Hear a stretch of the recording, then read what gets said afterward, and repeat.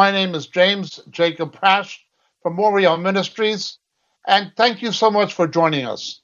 The subject we've spoken about a number of times is the words of Jesus concerning the last days in the Gospel of St. Matthew, chapter 24, and also in Mark, chapter 13, verse 8.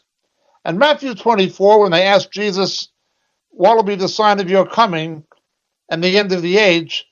he says, "You'll be hearing of wars and rumors of wars. Don't be frightened. Those things must take place. That is not yet the end. For nation will rise against nation and kingdom against kingdom. And in various places there will be famines and earthquakes." Well, we should expect, as it says in Luke, pestilences. The fourth horseman of the apocalypse will ultimately have wars, pestilence, and famines concurrently as we get closer to the return of Jesus. In any event, today we're just looking at wars, rumors of wars, and nation rising against nation and kingdom against kingdom. What does this mean as we approach the subject of prophecy? In the book of Genesis, chapter 10, we have the table of nations. All nations, ethnically and geographically, are descendant from the three sons of Noah. Shem, from where the Jewish and Arab nations emerge. Japhet, from where the Eurasians emerge, the Europeans and the Asians. And Ham, where the black Africans emerge. These three. Over a period of generations, there were interbreeding among them, obviously. We had the emergence of peoples who had both Semitic and European features, descendants of Shem intermarrying with the descendants of Japheth and so forth. We see this in various countries, such as Armenia and so forth, where the people are definitely Western and European in most respects, yet, or certainly European, yet they have a Middle Eastern influence to their culture and so forth. We see this also in the Hamo-Semitic areas of Africa, where you got the descendants of Ham intermarrying with the descendants of Shem. The language Gez, the language of the Ethiopian Orthodox Church, their holy language for their sacred books, is in this language Gez, and it's Hamo-Semitic. Many things like this. Malta, the language of Malta, Maltese, again, they've got the same word for bread and food as you have in Hebrew, lechem.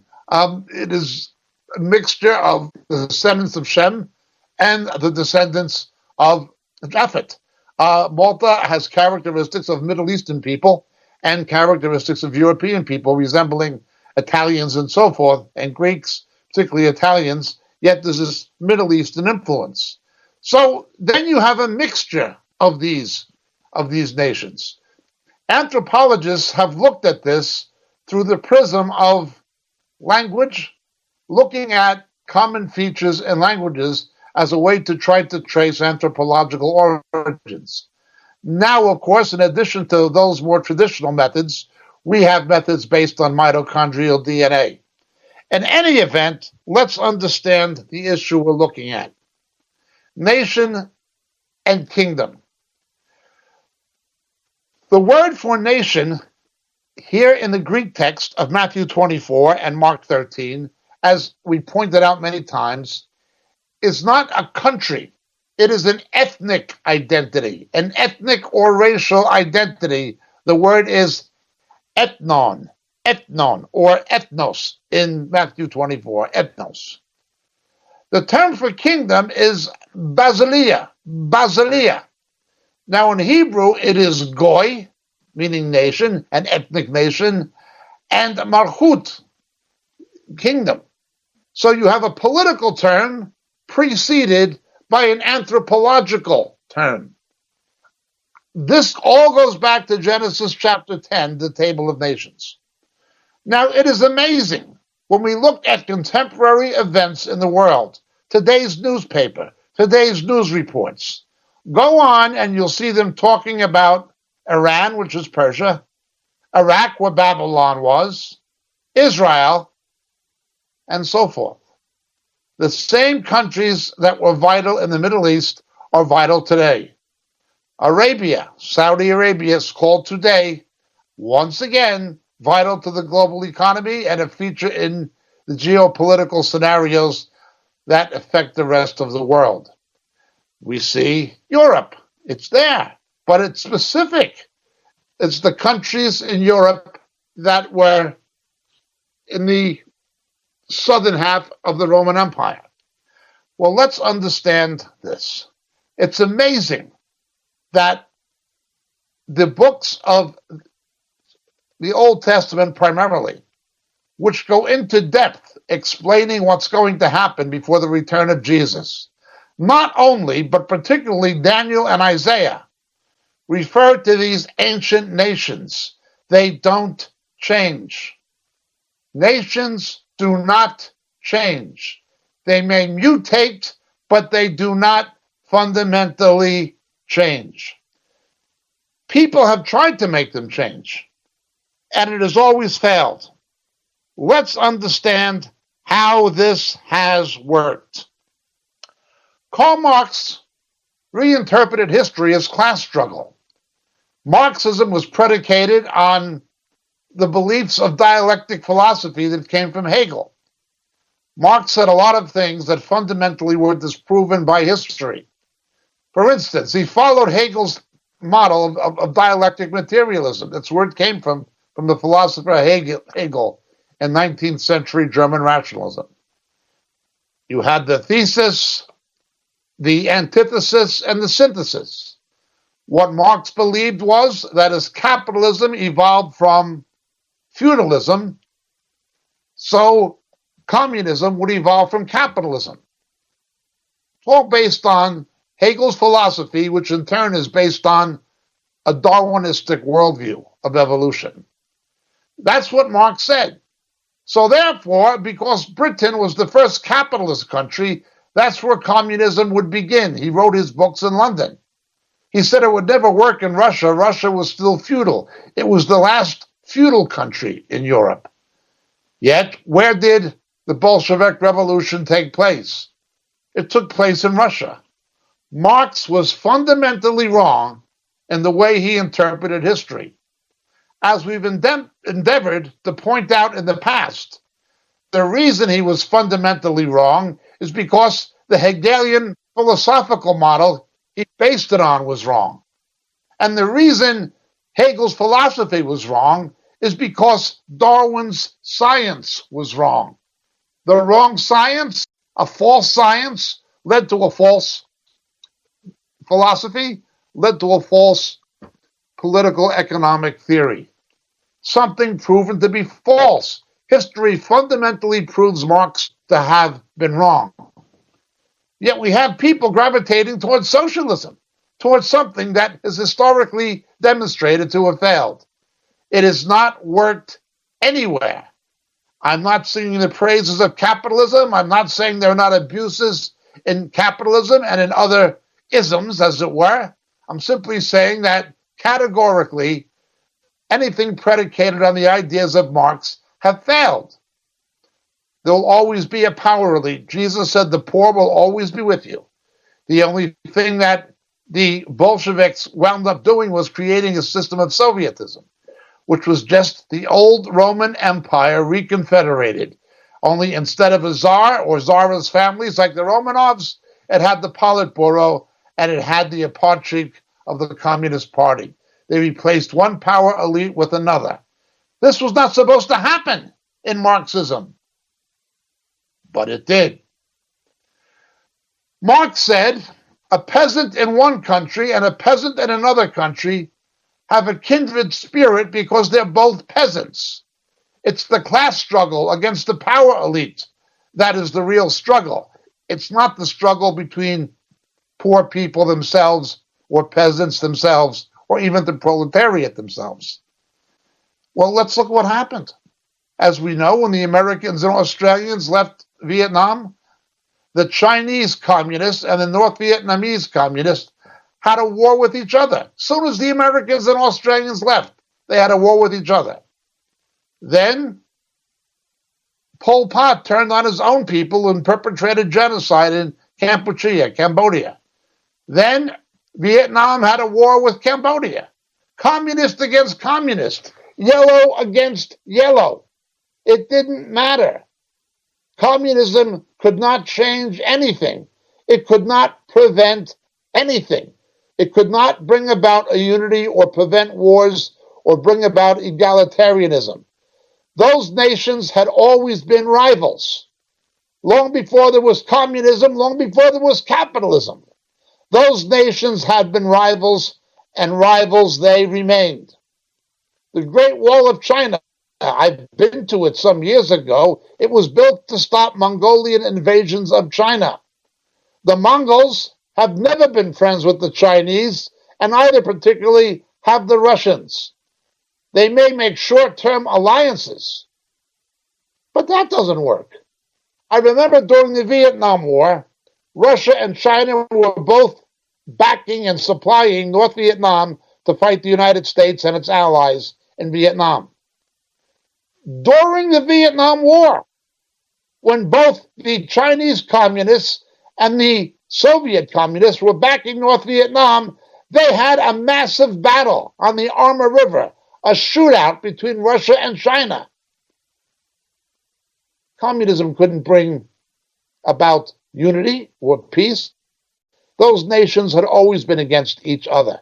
Even the common enemy they found in the United States did not bring about an end to the nation against nation. Nations that have always been enemies will always be enemies. And by nation, let's call it ethnic groupings, ethnos. Isaiah tells us when the Lord comes back, something will happen. Lo isa goy la goy herev, lo yilmadu od milhama. Nation that is ethnic nation shall not raise sword against nation, neither shall they learn war anymore. But that's when Jesus comes in the millennium. In the meantime, the world is Satan's kingdom. It is fallen, and there can only be wars and rumors of wars. Nothing has failed more colossally and hypocritically than the United Nations. It was established to prevent any further wars after the Second World War, and there have been nearly 100 wars since the end of the Second World War, some of them killing millions of people. Unbelievable. Unless you believe the word of God. Nation will be against nation. Now, I don't just mean racially. In Vietnam and in Cambodia and in China, it was yellow against yellow. An ethnic Indian and an ethnic Pakistani will often hate each other. A Hindu and a Muslim will despise each other, but their complexion looks identical. Identical. We have tribalism. And Africa, what happened with the Hutus and the Tutsis, what happened in Burundi and Rwanda, what happened with Inkatha and the ANC in South Africa. These people hate each other. The genocide that's taken place in post-colonial Africa after the British and French left, what happened in Uganda under Idi Amin and in the Central African Republic and these countries, what took place in Angola, Mozambique, unspeakable human disasters worse than anything that ever happened under the Europeans. The world does not consider it politically correct to point out the fact that post-colonial Africa is bloodier and crueler to their own people than colonial Africa. And I'm not a colonialist. I'm not an imperialist. I'm simply stating the fact. Independence from European empires has not brought peace to Africa. Things have become crueler. Infrastructure has broken down more. I watched Robert Mugabe rape Zimbabwe and turn a wealthy country into a poor one. I've watched the ANC systematically destroy South Africa, once the most developed country with the best infrastructure in Africa.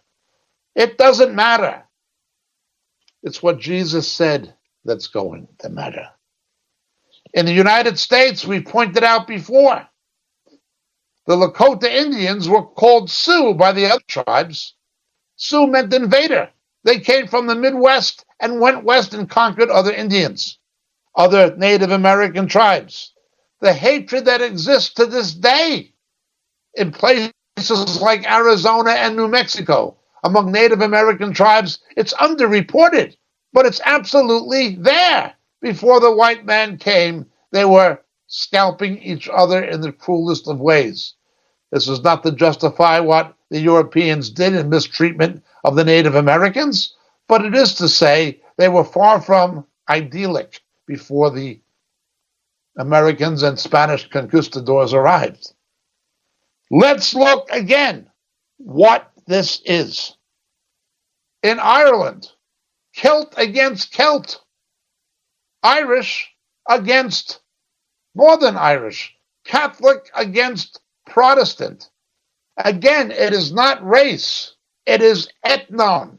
In Africa, it is not race, it's black killing blacks, it's ethnon. In Yugoslavia, the powdered keg of Europe, where the Roman Empire divided between the Holy Roman Empire of the Latin West and the Byzantine Empire of the Greek-speaking East.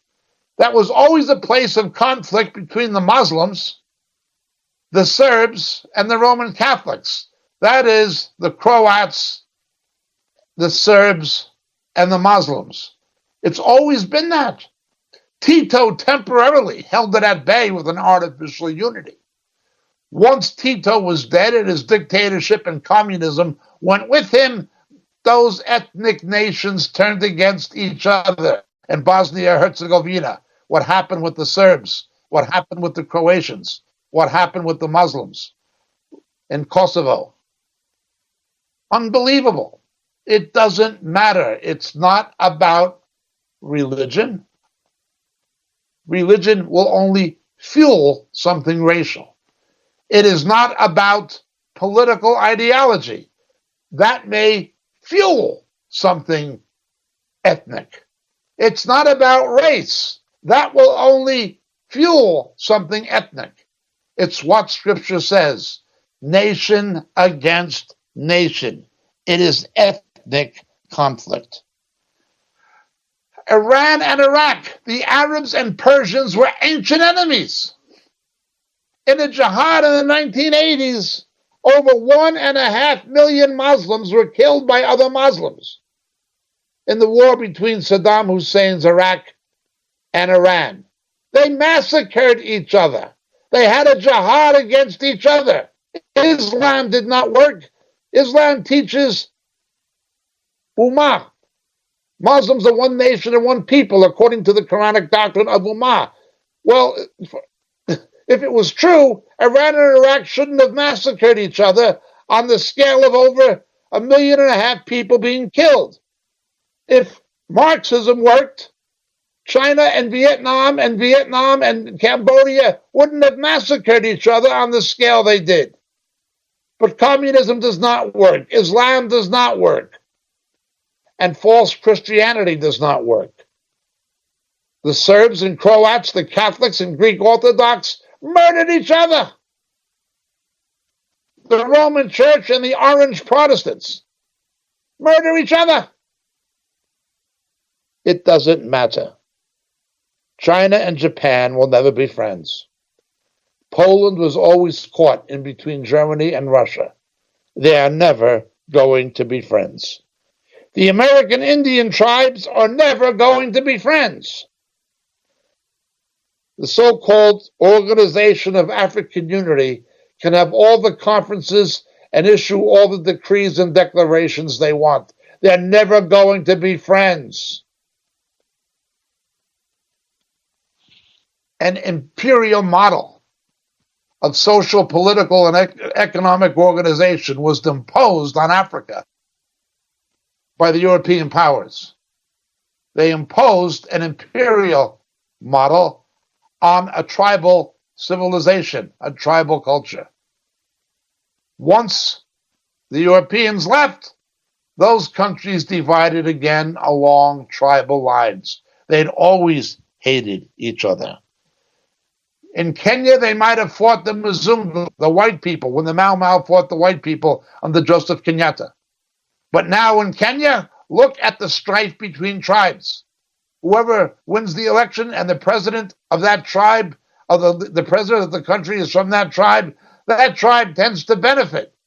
The other tribes suffer detriment. It just doesn't work.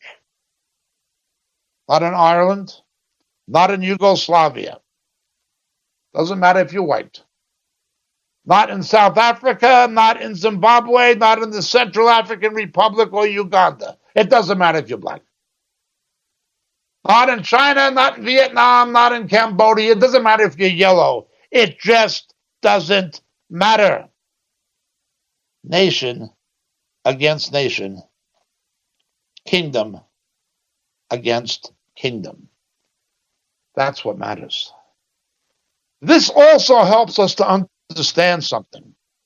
It helps us to understand how the books of Daniel and Isaiah can prophesy for the time we live in and the time that's coming, speaking of these ancient nations as relevant entities. These same countries are at the center of world events.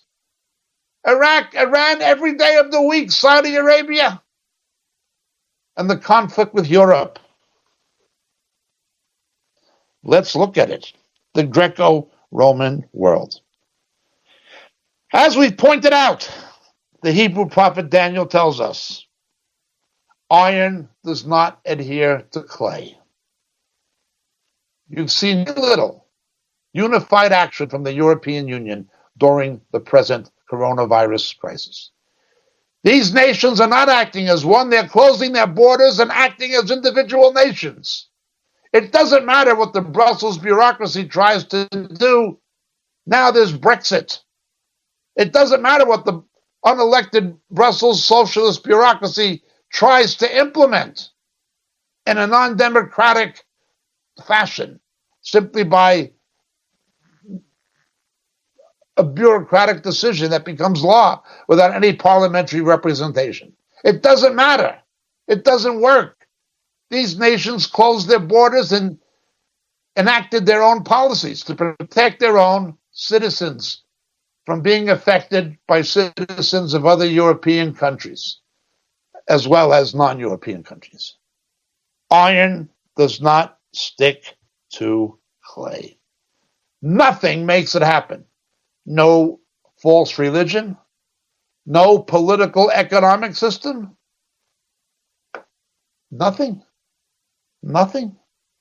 Nation will rise against nation. As a result of the ethnic conflict, kingdom will rise against kingdom.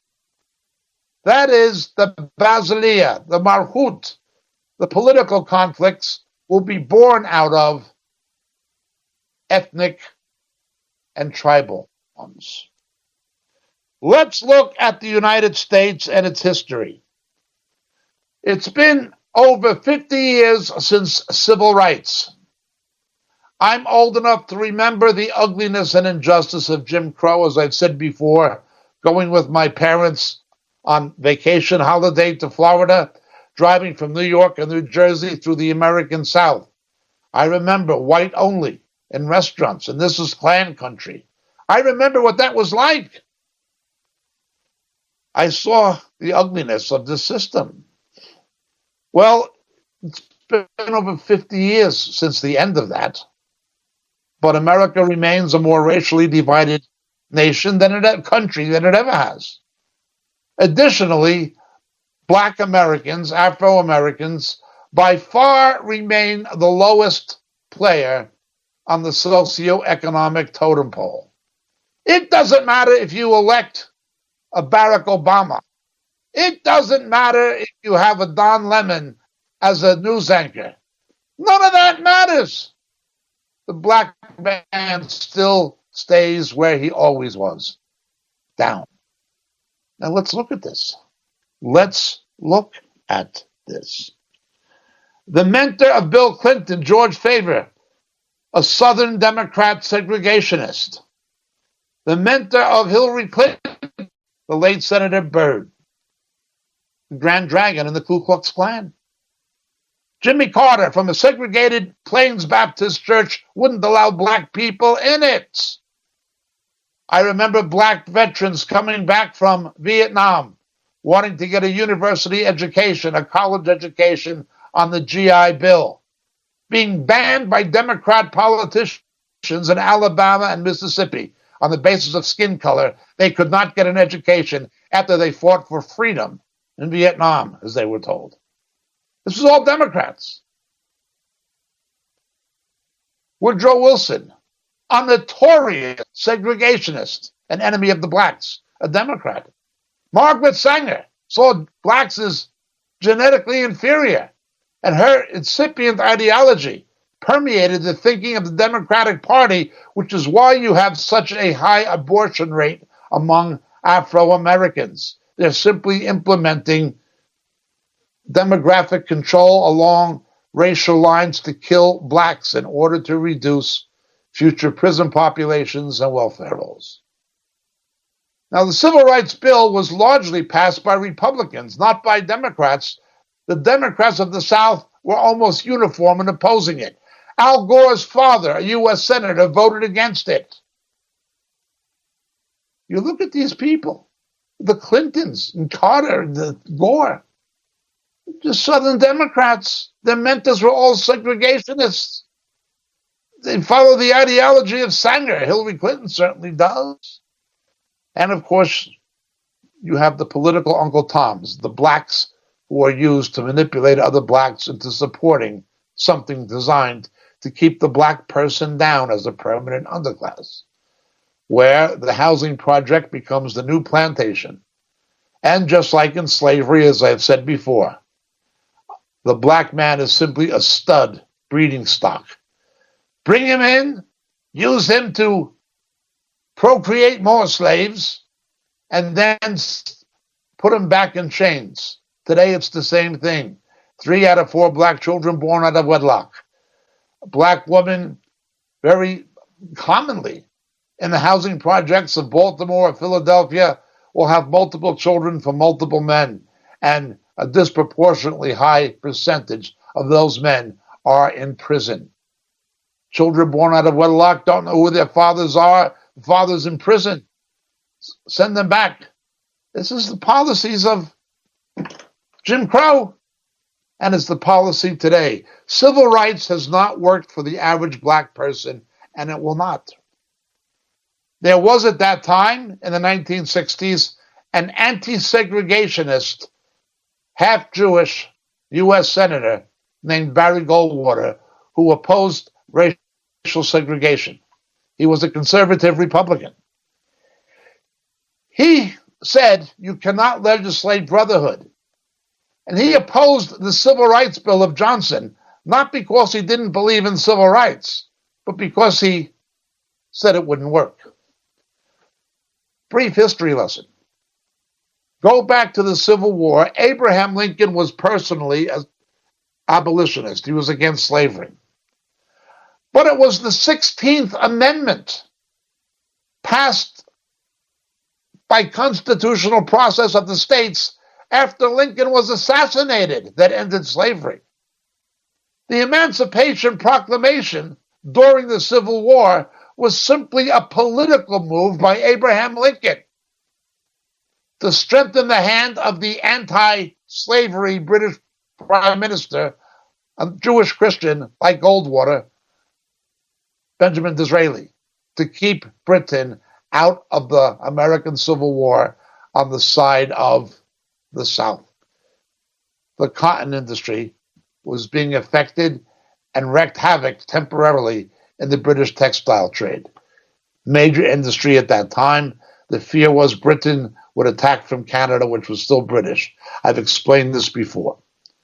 The Emancipation Proclamation simply said areas of the South that were occupied by Union forces would no longer allow slavery. So you had socioeconomically displaced Afro-American slaves by the tens of thousands with nothing to do to support themselves, following the Union troops, tens of thousands in caravans on foot, following the marching Union Army, following Sherman in his march to the sea. It was simply a political move by Lincoln to keep Britain and France, particularly Britain, from coming into the Civil War on the side of the South. And it worked. Now, again, he himself was an abolitionist, but he understood that slavery would have to be abolished through moral conviction and by constitutional process. Barry Goldwater was the same. He said the federal government cannot do the job of the states. To amend the Constitution, most of the states, a majority of the states, must vote and ratify the amendment. He said the federal government cannot do the job of the states, and he said politicians cannot do the job of preachers. You cannot legislate brotherhood. The only way to end this ugly racism and injustice of Jim Crow was by constitutional amendments, not Johnson's Civil Rights Act. And the only way to change people's attitudes on race was by moral transformation and a faith-based awakening. Well, look at it.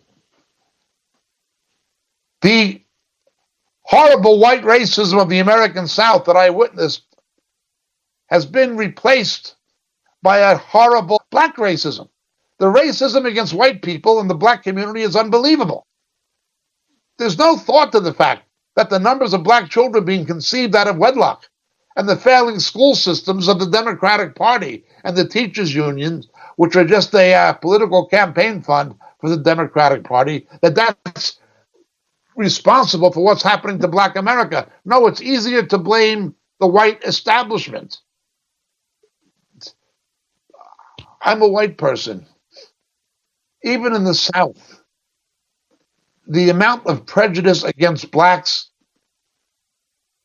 is minor compared to what it was in my youth. But the racism in the black community has grown. Racism is racism. America remains more racially divided than it ever has, and the socioeconomic status of the average black has not improved. This was admitted by the black academic Cornel Wiles from Harvard, Dr. Cornel Wiles. Left wing, I don't agree with him ideologically. I don't support his ideological position, which is basically socialist. I don't agree with it. But he is a leading left-wing black academic and a spokesman for the Afro-American intelligentsia. He said Barack Obama's changed nothing. Tavis Smiley, the leading black American journalist, he said Barack Obama's administration was a moral failure when he spoke at Oxford University in England. It changed nothing. Even the Nation of Islam, Louis Farrakhan, who's obviously a deranged man, he's leader of the organization that assassinated Malcolm X and so forth, by common report. He said Barack Obama was a community organizer. He was trying to help blacks, but as president, there's no legacy. The income of the average Afro-American family declined by $900 after 2 terms, after 8 years of Barack Obama. Again, I'm not making a political speech, but the income of the average Afro-American family before the coronavirus increased by $1,000, increased by $1,000 in 11 months under Donald Trump, after decreasing by nearly $1,000 after 8 years of Barack Obama. It doesn't change. The status of the black doesn't change. The status of the American Indian on the reservations does not change.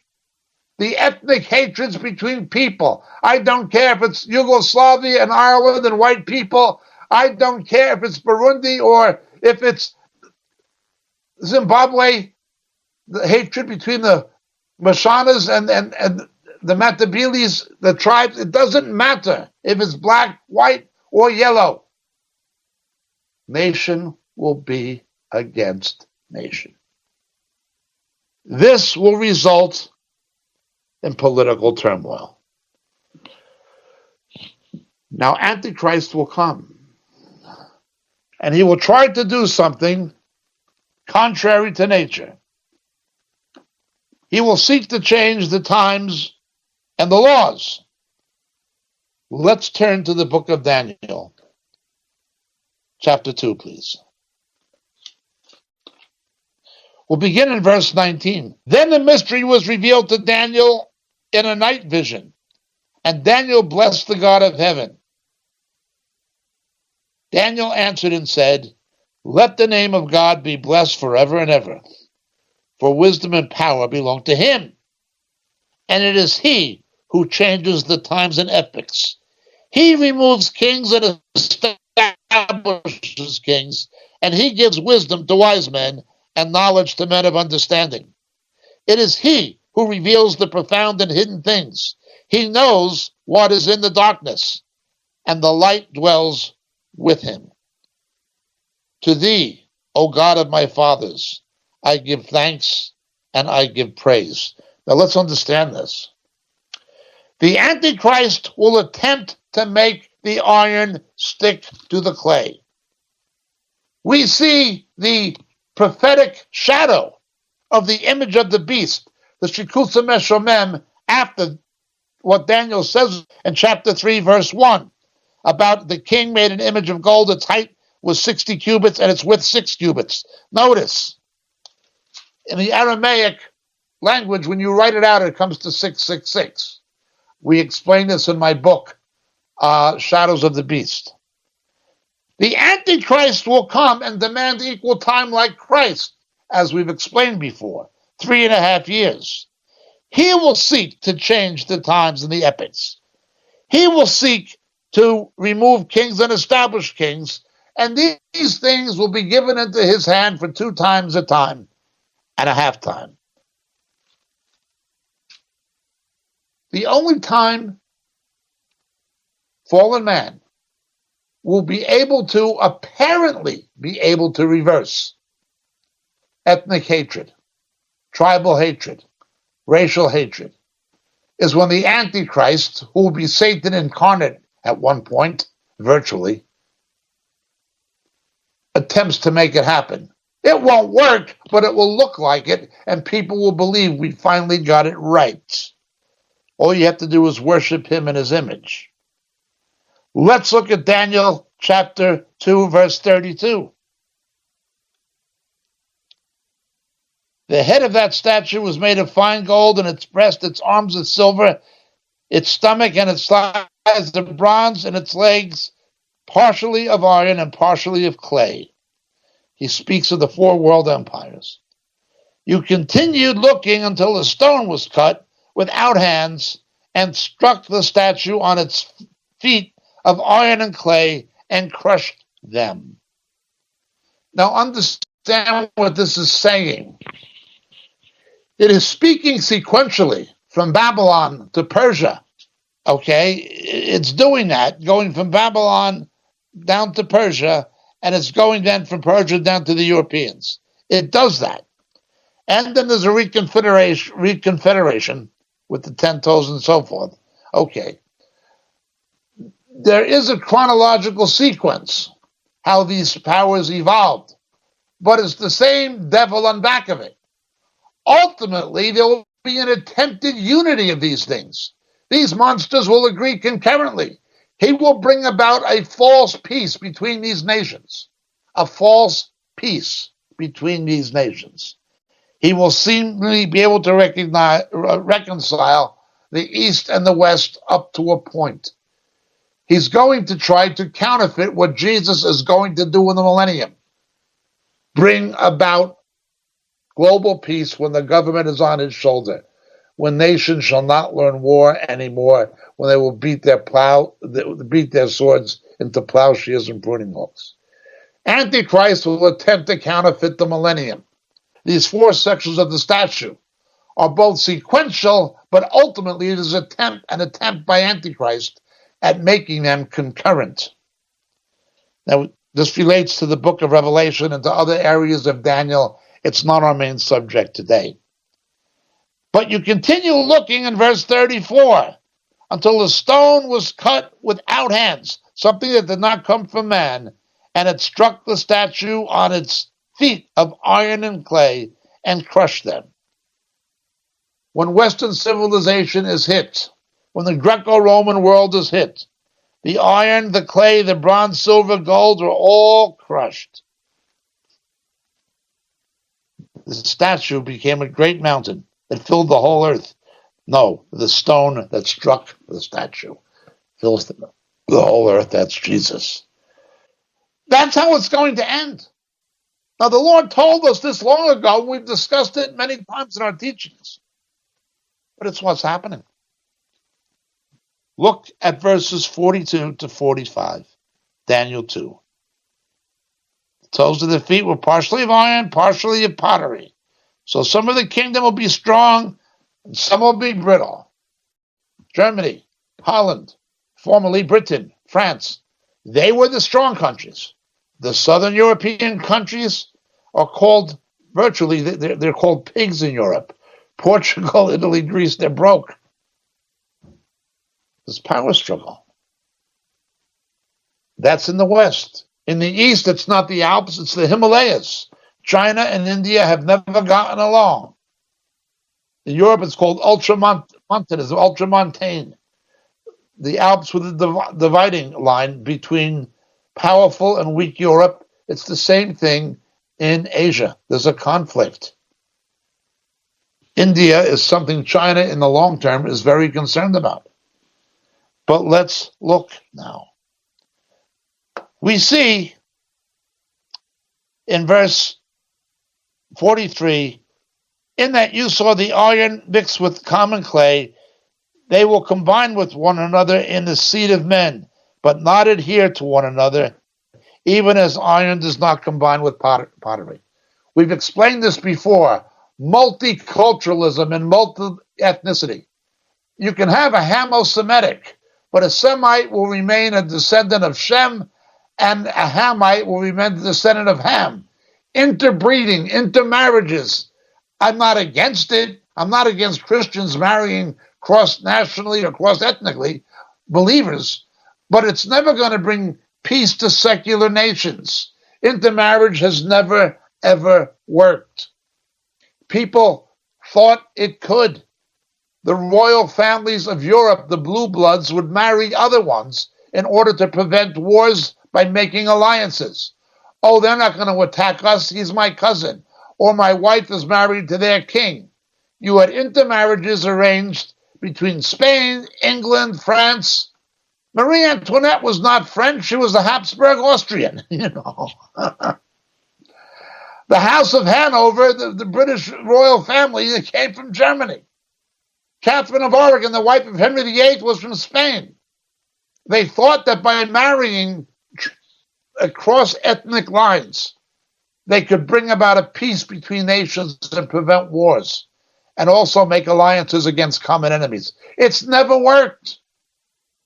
As I've said before, Kaiser Wilhelm, World War I killed more soldiers than World War II. It was only the civilian casualties that made World War II a bigger killer. Kaiser Wilhelm was the grandson of Queen Victoria of England. It just doesn't work. Why doesn't it work? Oh, if our king marries their queen or our prince marries their princess, we can have peace. No, we can't. Nation will rise against nation. Marxism didn't change it. False religion didn't change it. Intermarriage didn't change it. Let's look.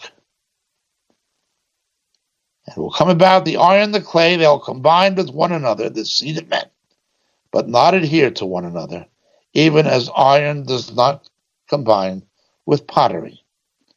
In the days of those kings, the God of heaven will set up a kingdom, which will never be destroyed, and that kingdom will not be left for another people.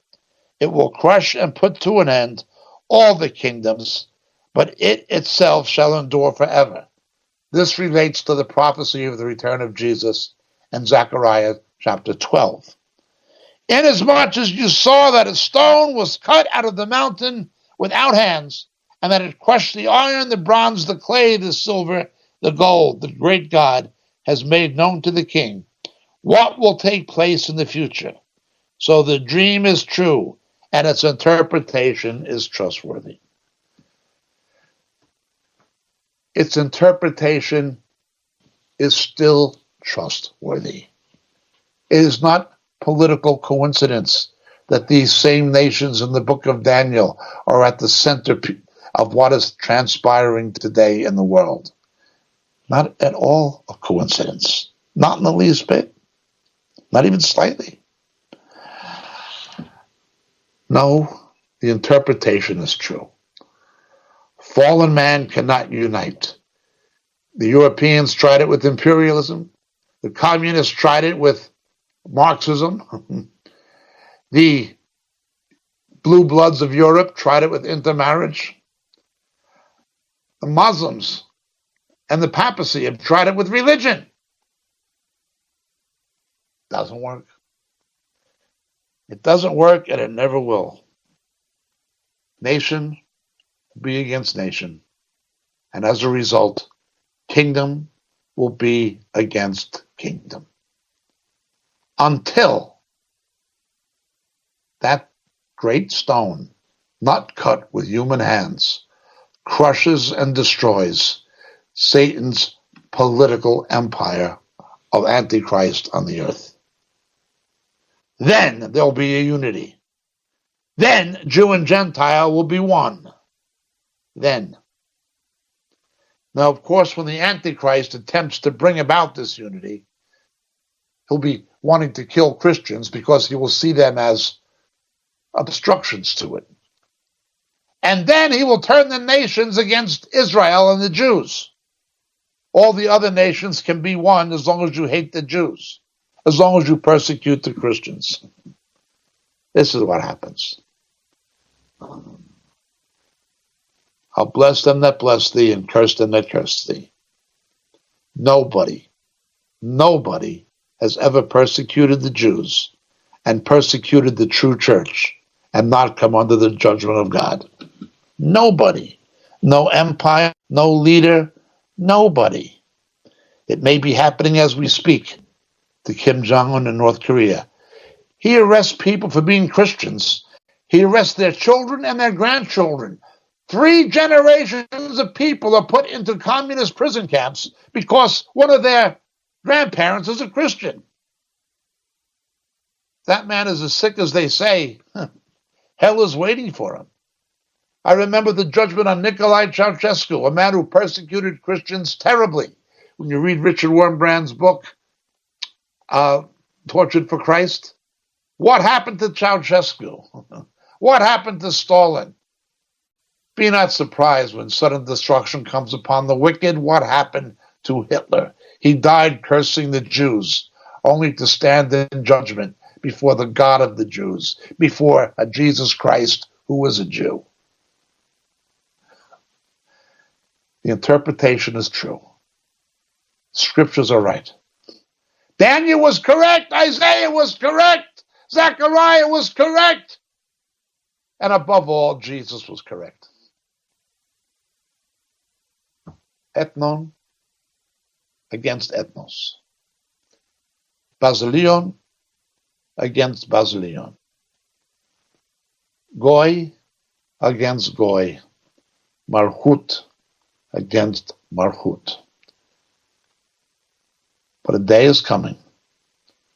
Lo isa goy legoy herev. Lo yilmadu od milhama. Nation shall not lift sword against nation, and neither shall they any longer learn war. Thank you so much for listening.